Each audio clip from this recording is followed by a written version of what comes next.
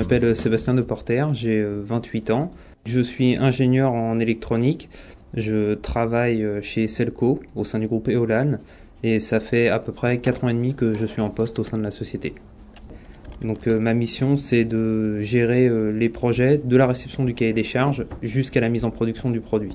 Des domaines extrêmement variés, des types de cartes très différents. Ça peut aller du domaine industriel, médical, militaire. Il y a des domaines qui sont apparus depuis quelques années, qui sont des domaines porteurs, qui sont le lighting, donc l'éclairage public, etc.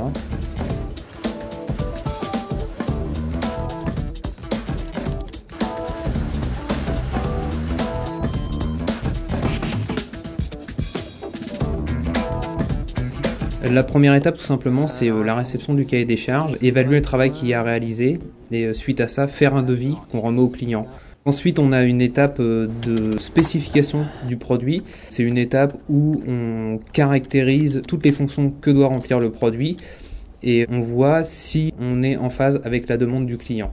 Ça permet de bien cadrer le produit à concevoir.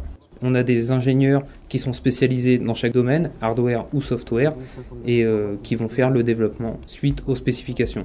Développement hardware, donc c'est-à-dire quels composants on va mettre, quel type de résistance, etc.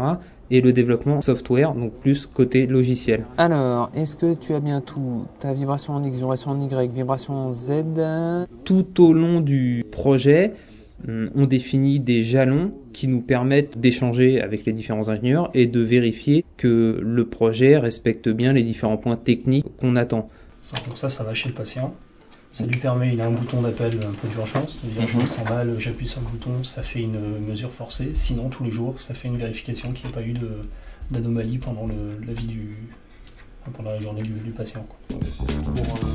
Pour vérifier ne serait-ce que... Pour vérifier un minimum.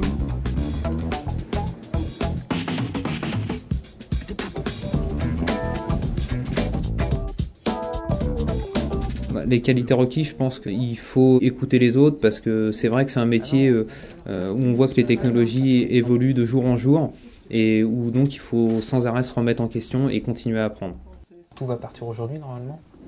On tend vers des échanges de plus en plus importants avec des pays étrangers et la maîtrise d'au moins une langue étrangère est indispensable. Alors mon parcours de formation, ça passe par un bac scientifique à l'issue duquel j'ai fait un DUT génie électrique et informatique industrielle. Et au terme de cette formation, je suis rentré dans une école d'ingénieur où j'y ai passé 3 ans pour décrocher mon diplôme. C'est un métier passionnant, on n'arrête pas d'apprendre le jour où on sort de l'école, on est en perpétuelle évolution avec ce métier. Donc c'est ce qui fait tout l'attrait.